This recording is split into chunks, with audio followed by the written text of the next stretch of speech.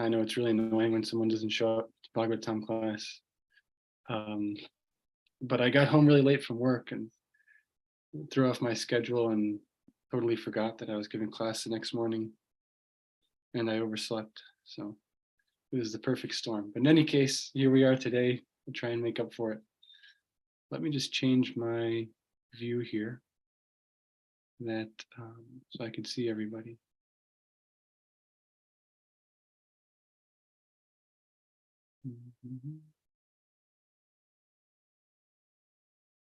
There it is. Okay, do a quick Jayarada Madhava just for tradition's sake.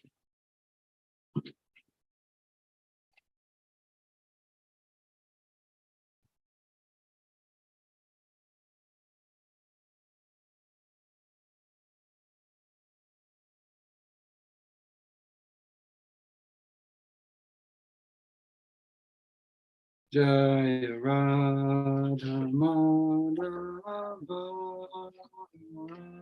Jaya Kunja Vihari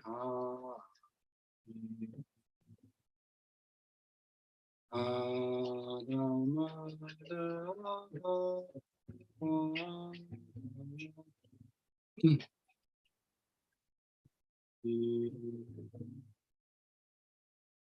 Gopi Jalavalava Jayati Radha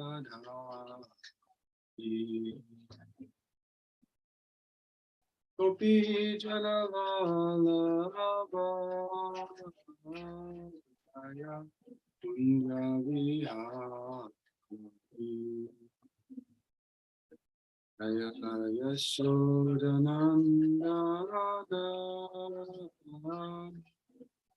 Raja Janarana Yashodananda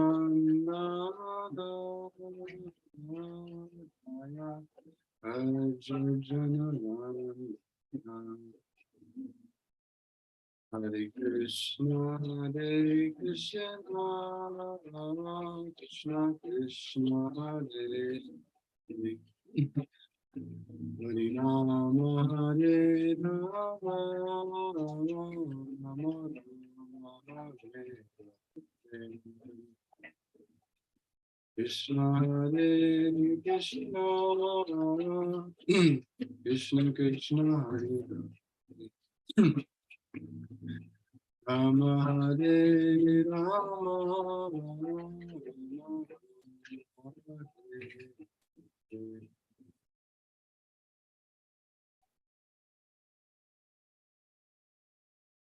Okay, good start. New tune, still figuring it out. In any case, Om Adgyana Timanandasya Gyananjana Shalakaya Chakshur Unmilitam Yena Tasmai Shri Gurave Namaha. I'd like to start off with a little reading from the Srila Prabhupada Lilamrita. What we're reading today, this particular verse, is very sweet, but also very deep and esoteric. And I thought I'd just like to put it in context here. I think what I'll actually do is read the verse first. That way you could see kind of where we're going with the class. So let me pull that up really quick. And my computer is being a little slow, but we'll do our best. Needs a new battery, like I do sometimes. 139, 29.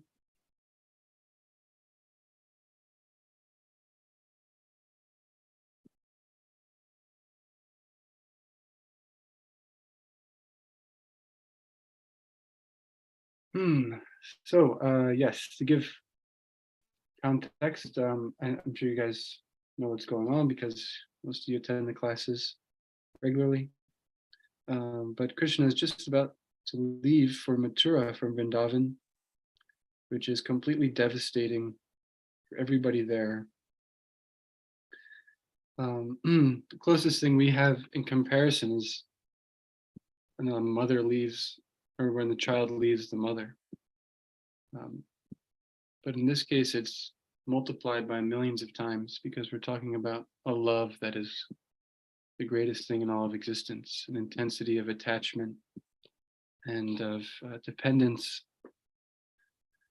that is unlike anything really seen here in the material world.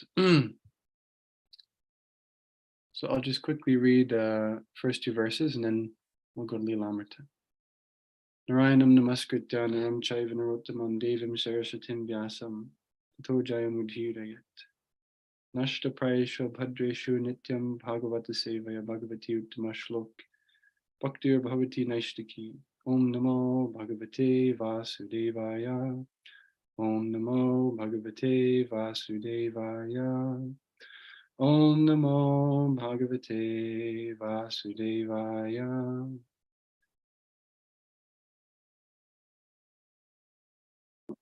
Nivarayama samupetya madhavam kimno kadishyan kulavriddha bandhava mukunda sangan nimisharda dustyajad daivena vidvamsita dina chetasam. Let us directly approach Madhava and stop him from going. This is the gopis speaking. What can our family elders and our other relatives do to us?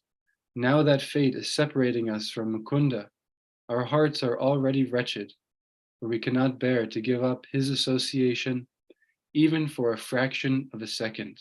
This is a very high level thing we're discussing, but this same exact emotion is also experienced by pure devotees here on this planet. And you see it in their activities.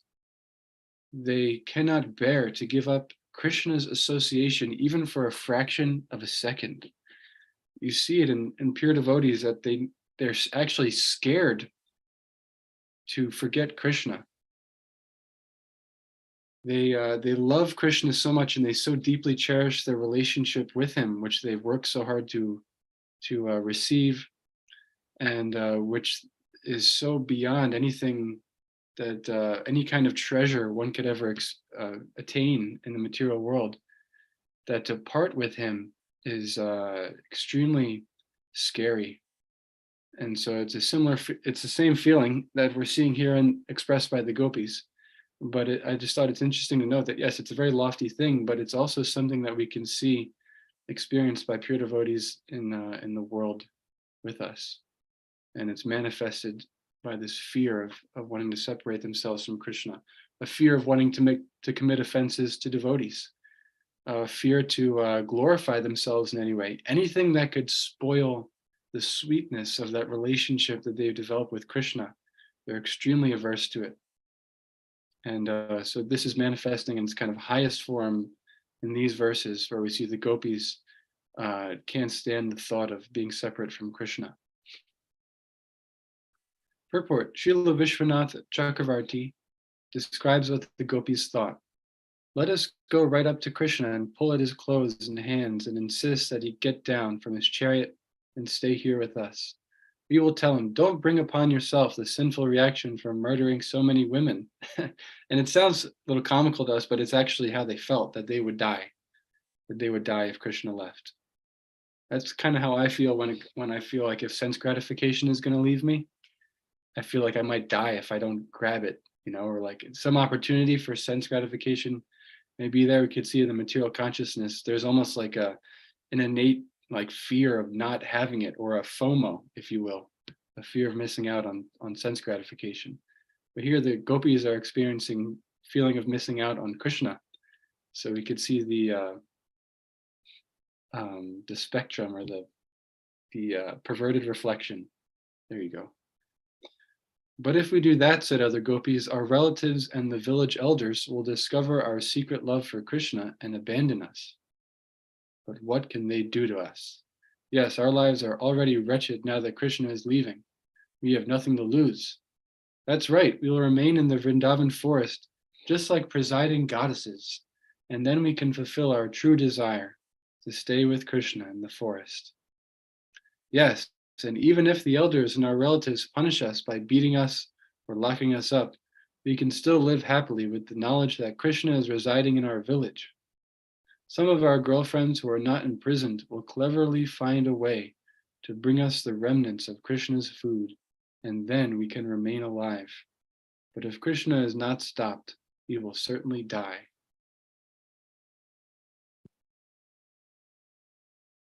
Text 29. Yasya Nuraga Lalita Smita Valgu Mantra Lilavaloka Kadiram Bhanarasa Goshtam Nitasmanakshanam Ivakshanda Vinatam Gopya Katam Dvatitarematamo Durantam.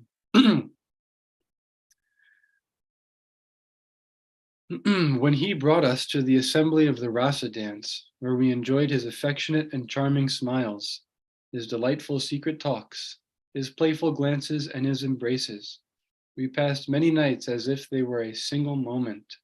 O gopis, how can we possibly cross over the insurmountable darkness of his absence?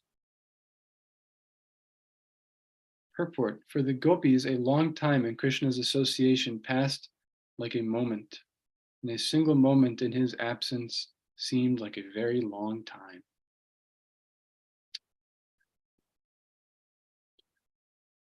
So we mentioned a little bit about the negatives in terms of what a devotee will avoid, who's in this state, who's fearful of losing Krishna's association, who's fearful of spoiling the intimacy, the sweetness that they've developed in their relationship with Krishna. But I'd like to focus more on the positive in Krishna, and in this case, as Krishna Bhaktas, that's our thing. We focus on the positive. It's not neti, negating. It's what is the actual thing in reality? What are we meant to focus on? And so I thought, what better way to illustrate this than in the life of Srila Prabhupada?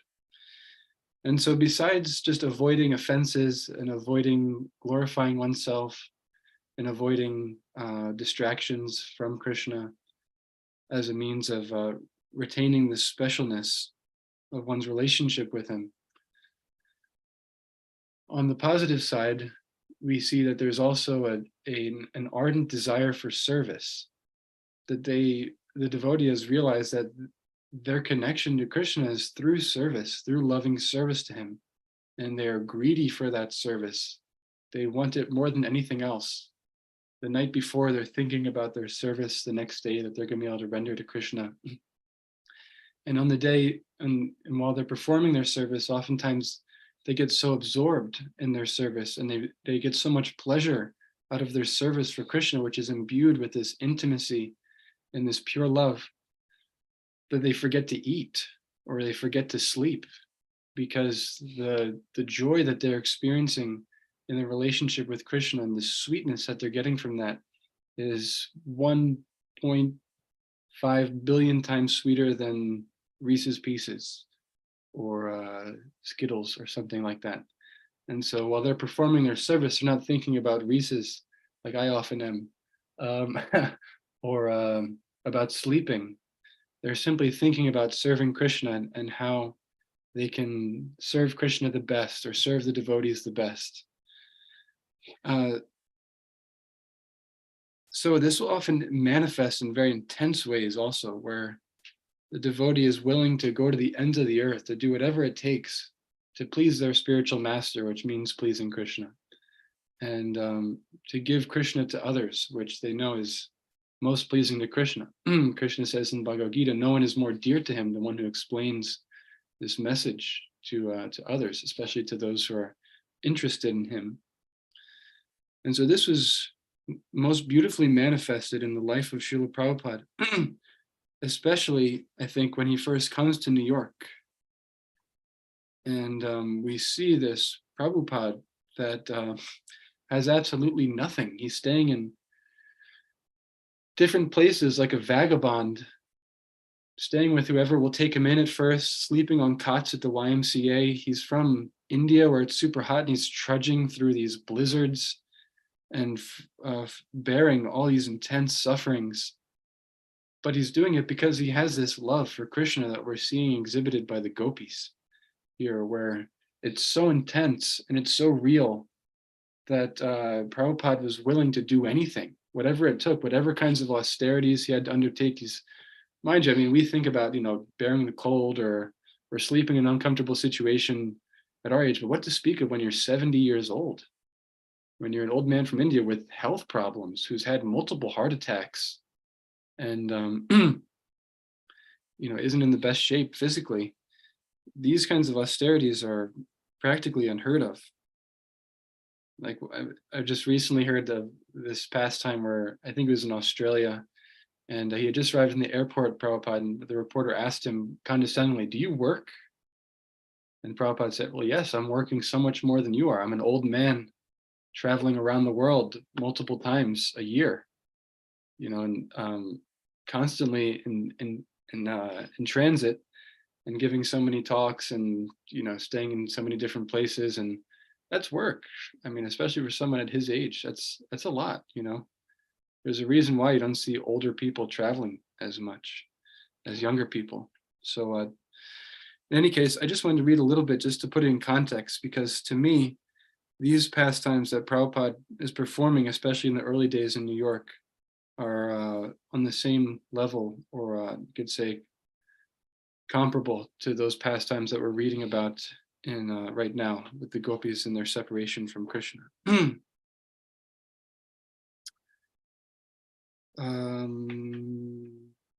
we go.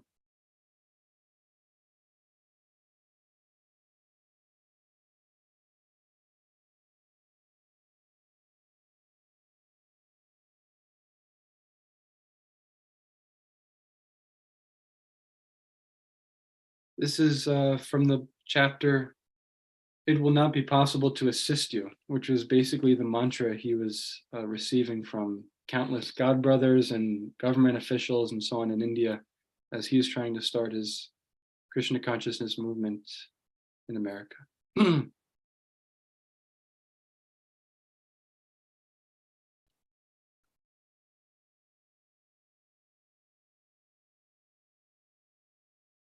While Srila Prabhupada, this is January 22nd, while Srila Prabhupada prayed to receive Radha Krishna in New York, a snowstorm hit the city.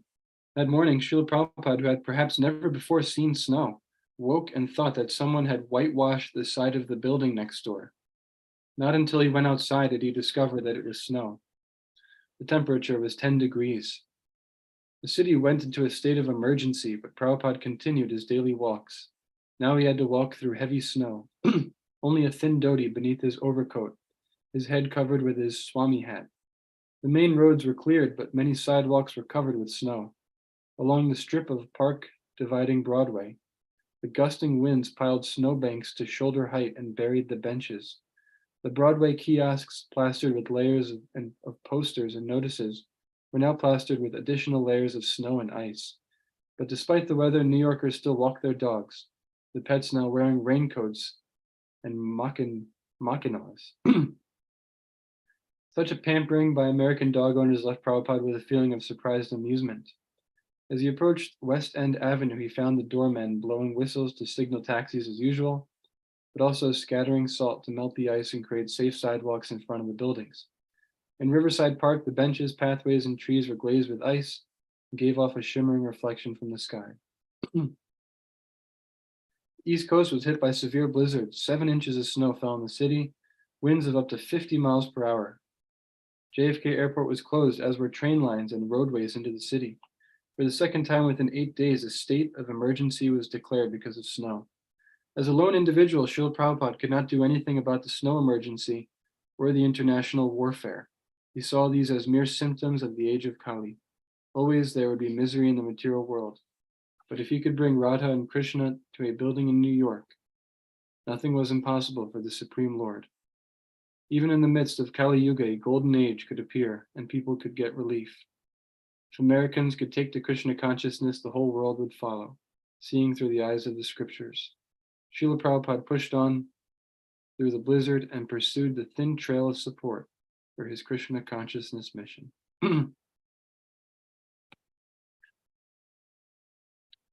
And so the rest of that chapter is basically Prabhupada bearing these intense weather conditions as he's receiving letter after letter of people telling him that they're not interested in his movement, or offering some corrections as to how we should pursue it, saying that we should buy a very big building, you should get tons of money from the government somehow or other, and otherwise Americans won't be attracted. Um, saying that, um, you have to change your presentation completely, otherwise Americans won't be attracted. And you can imagine, I mean, it's got to be difficult mentally to be in a completely foreign place at such an older age, dealing with these adverse weather conditions, and receiving nothing but discouraging news time and time again from the people who you thought would be interested in helping you, but instead now here you are alone.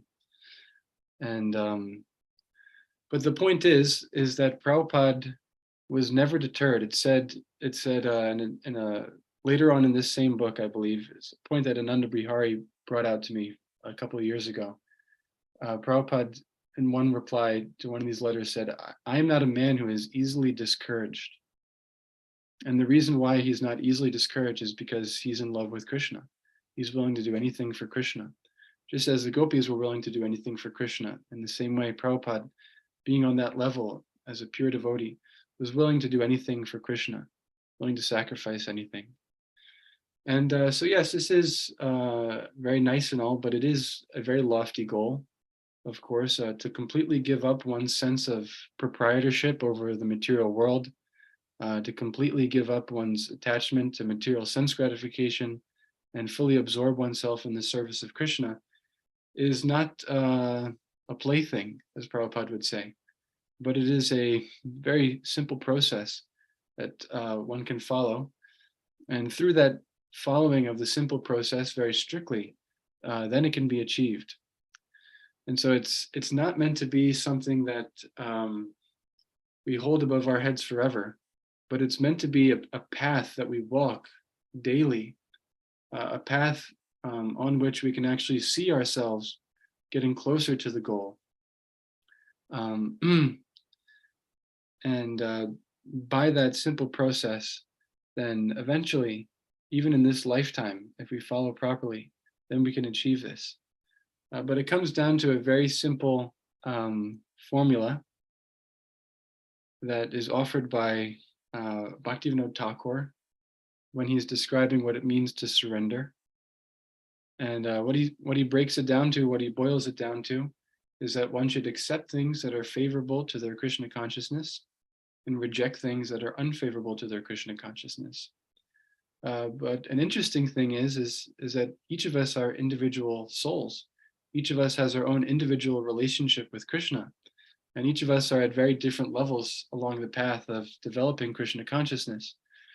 And so it could take some time for us to see what is actually favorable for our Krishna consciousness and what isn't. Of course, there are the very essential basic things, no meat eating, no illicit sex, no gambling, no intoxication, but chanting 16 rounds. But outside of that, we have to be very sincere and very honest to determine what will actually help our Krishna consciousness and what won't help it. In the Bhagavad Gita, Krishna says, one should neither eat too much nor eat too little. Now that means different things for different people. Like for example, Adi Purush Prabhu just eats here and there as he can, as he's doing his service.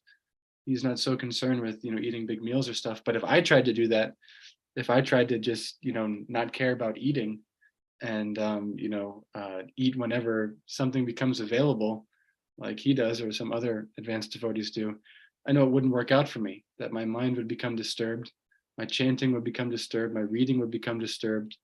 I wouldn't be able to wake up properly. I'd feel groggy or whatever because I'm not eating enough, according to what my both my physical body and my subtle body are requiring. And as a result, then it would be unfavorable for my Krishna consciousness. So we have to be very honest and very sincere and see what's actually helpful for me, and how much salt do I need in my sabji.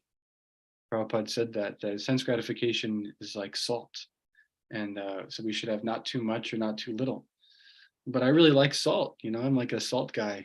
I'm like into tasty stuff, and so I need a little more salt than someone like, say, Adipurush Prabhu, or someone who's maybe more situated in the mode of goodness. And so it transfers over for sense gratification, and that if we don't have enough of it, then we'll suffer, and if we have too much of it, then we'll suffer. But if we have just the right amount, which is determined by our sincerity and our honesty, then we'll be able to gradually progress on the path, and won't be disturbed, and we'll be able to perform our basic processes of hearing and chanting, remembering Krishna in the right consciousness. But the other part of it is of course to have a service. That everybody needs a seva. My spiritual master likes to say that your seva will save you, and that's something that we could directly experience. That I've directly experienced for sure. There was definitely a time in my life in Krishna consciousness where I struggled. I went through periods of feeling very inspired, and then feeling very close to Krishna, and then feeling very far away from Krishna, and feeling very uninspired, and feeling very despondent. And times where I had like great connection, great faith, and then times where I felt like I just can't get through. I just can't push through, no matter how hard I chant, no matter how much service I do, no matter what I do, I just can't break through that barrier for some reason. And so I brought this point to my spiritual master, and I asked him, what can I do? And really kind of, anyway, I asked him that question, and he gave me the best answer I've ever received in my entire life to any Krishna consciousness question, which was that you need a mission. You need something to define your life by, something that will make you who you are in this movement and in this process of Krishna consciousness. Prabhupada said in the purport to one of the verses in the 10th chapter that all feelings of despondence are due to a lack of an ultimate goal. And Krishna says earlier on in the Bhagavad Gita that the intelligence of those whose purpose is irresolute is many branched, and so they may go here and there looking for ways to get by in the material world, but because they don't have that singular purpose, then they'll kind of wander and squander lots of time and and energy. But for one who has a very defined purpose, such as attaining the lotus feet of Krishna, and then an even more defined goal within that, which is to carry out the order of the spiritual master, or to dedicate one's life to a particular mission, and who even within that can quantify goals that they can try and achieve within a given day, within a given month, within a given year. It could be, number of books distributed, or a number of plates of prasadam given out, or something like that, depending on whatever your mission is. And then within that can say, try and double it each year. Then all of a sudden you become kind of encased in this fortified vehicle in your Krishna consciousness that you can then very safely take to the destination, because you're just so enveloped in the very set, defined, and very tailor-made service for you that will never let you down. And like on a day-to-day basis, you have your thing that you need to accomplish. And that goes back to this idea of pure devotional service, that for the pure devotee, that's what they crave. That's what they desire more than anything else, is to have a service that they know that they could do for Krishna, because they know it connects them to Krishna. There's no difference between myself or someone who's a neophyte and a pure devotee in the sense that they're meant to do service, that they're doing service in one sense. The only difference is that for the pure devotee, they're doing it in this loving relationship with Krishna, where they can feel that exchange, that rasa. They can feel that loving energy being given to Krishna and received back from Krishna in their service to him, even if it's just washing the trash cans or doing the dishes or something like that. They can feel that loving exchange. They could feel Krishna's direct presence in them as they're serving him. And that's the intimacy that we're after as devotees. But in one sense, there's no difference, because I may also be scrubbing trash cans or cleaning the dishes. But by that, by having something set in one's life, by having a set service that one can protect themselves with day after day after day, moment after moment, through the years, then gradually that the heart within that service is purified, and one very safely advances on the path of Krishna consciousness. But it comes down to having that defined service. It comes down to having that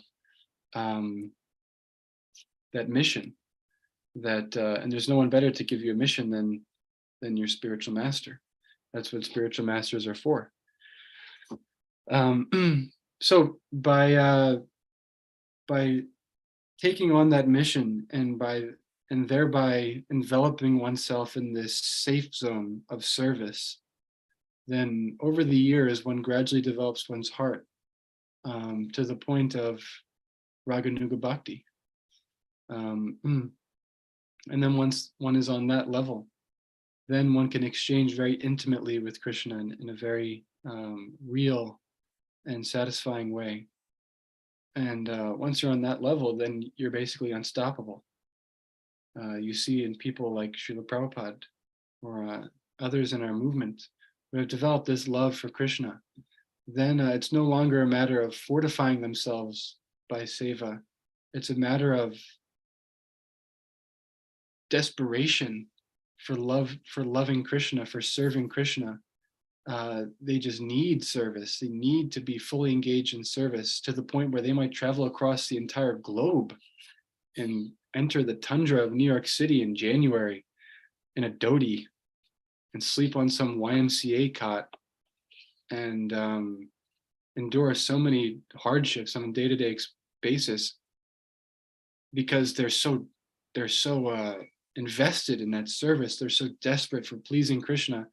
They're so afraid of losing that intimacy with Krishna that they're willing to do anything. And that's Srila Prabhupada, and that's many of the souls in our movement who we could take instruction from, who we can receive a service from, that will allow us to get to that level where we're fully absorbed in love for Krishna, and we become unstoppable conduits of his mercy.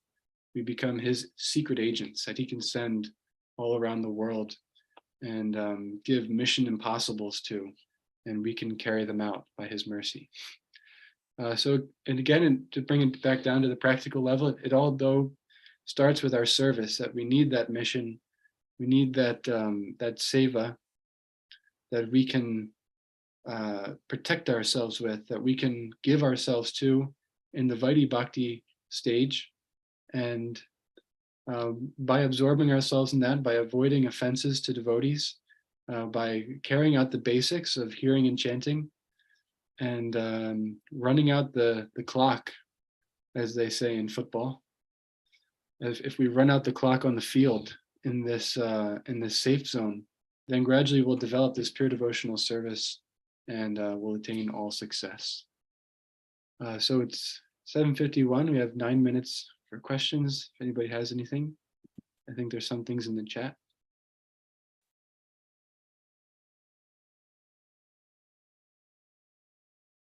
There's lots of stuff in the chat. In the chat, Bhima Prabhu is requesting us to leave some time for questions. Bhima Prabhu, we are inviting you to reflect and ask a question. Please.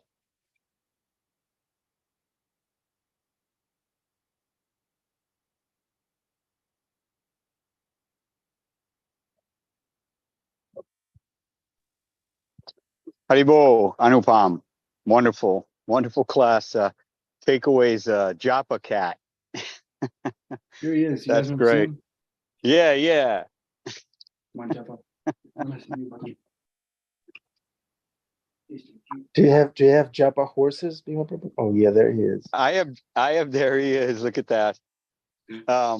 I have Japa dogs. If it wasn't for them, I would have never developed the habit of first thing in the morning getting up, they run towards the doors, and we go for a long hike. It used to be about 2 hours, an hour out and an hour back through the woods. And during that time, I would be chanting, and the dogs would be with me. So when you said Japa cat, I always remembered it. To that the service that my dogs give me every morning is that they will not let me go without that walk. It's their main thing, and it's first thing in the morning at dawn. My one dog wants to chase coyotes and foxes and stuff, but anyways, above and beyond that, I thought that was just wonderful how you mentioned that when we find ourselves stagnant or losing that intimate touch, whatever little tiny bit of ruchi taste that we might have in Krishna consciousness, that Krishna gives so easy when we're bhaktas, because he wants to encourage us, in kirtan and prasadam and stuff. It's all such a wonder. But then as we progress, we lose a grip. We become a bit complacent. We become happy with the mode of goodness only. But I'll tell you one thing personally, and I'm sure this is with everyone, that when we have been given a mission, when we have something to discern our everyday, to parse the hours in our day, I remember somebody said once that every hour in our day should be like a flower strung on a garland for Christians. So at the end of the day, every hour was a flower. And at the end of the day, you can tie the garland and place it around Krishna's neck and say, this day was offered to you, Krishna. And this is the essential message of the mission, that we are absorbed in doing something. Prabhupada was always really adamant about doing, and because, how can you not be absorbed if you have something that you wish to accomplish, something that you wish to use your creative, imaginative impetus in, something which you, and this is most important, which you can do with many other devotees, and for the sake of many other children of Krishna and Radharani, this whole world. And you mentioned Adi Purush. I was, sort of way out in the boonies here, and I had my household life, but until I was engaged full on at the bequest and request and insistence of Adi Purush to become involved in what he was involved with, which is direct, palpable preaching in his guest program. I have never felt the same thing that I felt when I first joined the movement 40 years ago, which was total immersion in Sankirtan, total contentment at the end of the night, that when I laid down and I asked myself, am I happy? I was always able to say, yes, I am, because there's no other thing I would have done with this day than what I did do. I felt fulfilled in my heart, and I felt like I had strung the hours of the day together in a garland and given them to Krishna, and I had done what was asked of me. So thank you very much for reminding me, reminding us of the importance of a mission, and how beautiful this mission is, the mission of the gopis to find Krishna, the mission of Akrura to grab Krishna and put Krishna to work, wiping out the demons. So thank you very much, Prabhu. Hare Krishna. Thank you. Damodar Priya, Prabhu. Hare Krishna, Anupama Prabhu. Thank you for showing us Japa cat. Like I put in the chat, that is a gorgeous cat. Mhm. That Jiva was like, well, if I have to have a cat body, I might as well make it beautiful. So that's great. And I like that they help you with your service. I had a question that I put in the chat, and it's more of just like a practical thing in terms of the mission. Like, how do we balance having a mission for Krishna and not getting burnt out with that mission, or balancing it off, like when we have health problems and we can't kind of do everything that we aspire to do? So how do we balance all that?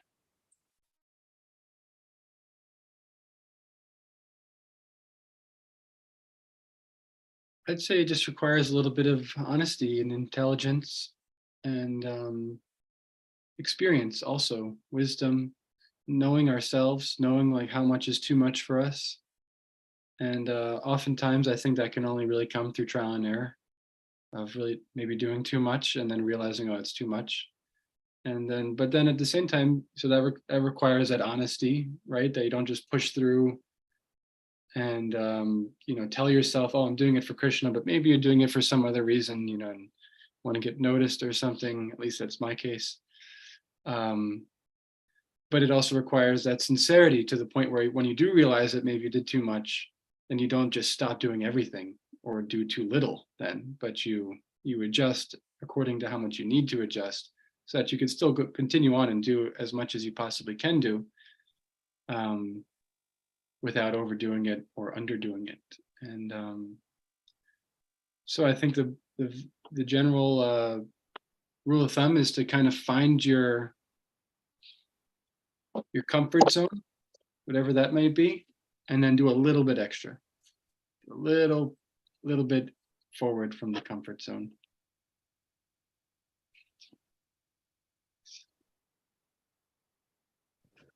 Nice answer, Anupama Prabhu. It's not that 8 hours devotional service, 8 hours of Maya, 8 hours of sleep, not like that. Bhima Prabhu, you had a helpful tip for us, how not to burn out. Yeah, as a famous burnout myself, I will tell you from personal experience, there's only one way to burn out, and that is not to depend on Krishna. And to not to depend on Krishna is to not chant your rounds, is to not call on him first thing in the morning, because he provides all the energy you need. We've seen it in the movement, lots of miracles, everything Prabhupada did for considering, as Anupam said, what he was going through, what he saw, what he put up with, how little help he got. It was because he was Krishna's puppet. And Krishna was pulling the strings, and a puppet doesn't get exhausted. A puppet always dances because the puppeteer has a little show, and he wants to show how wonderful his puppet dances. And so you won't get burned out. You won't get burnt out if you always remember you're not the doer. And as far as health goes, devotees, what is night for the conditioned soul is day for the Anupam, what's that verse? Tell the English. What is night for the conditioned soul? I believe it is day for the self-realized sage, and vice versa. Yeah. So actually a devotee should be overjoyed when he's sick, because we're so intimately then reunited with our internal aspect, that what we have is sort of, we're being hurried home. It's a blessing. It's a blessing to I'm saying this knowing full well Krishna could just knock me on my butt and say, oh yeah, it's a blessing, huh? But there you go. There we go. Hare Krishna.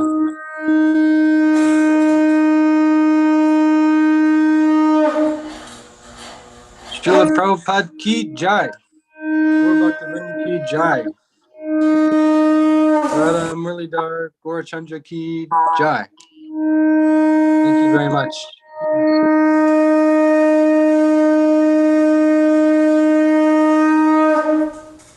Wow. Adipusha Prabhu, change your background picture. You can't see anything. Can you see this? We see Krishna and Balaram. I think he has a virtual background on. Yeah, Adipusha Prabhu. Yeah, okay.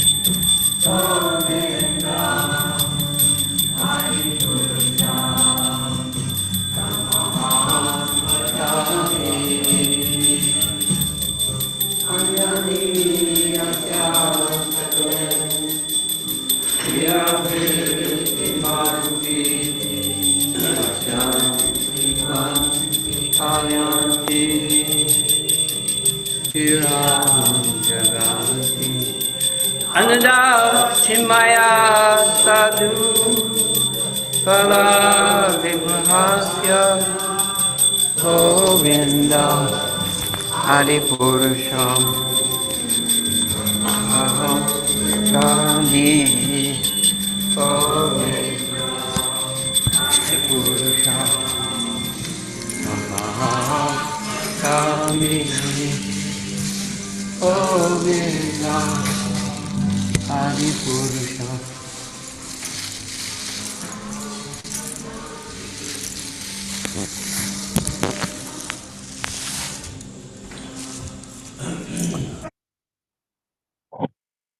Okay.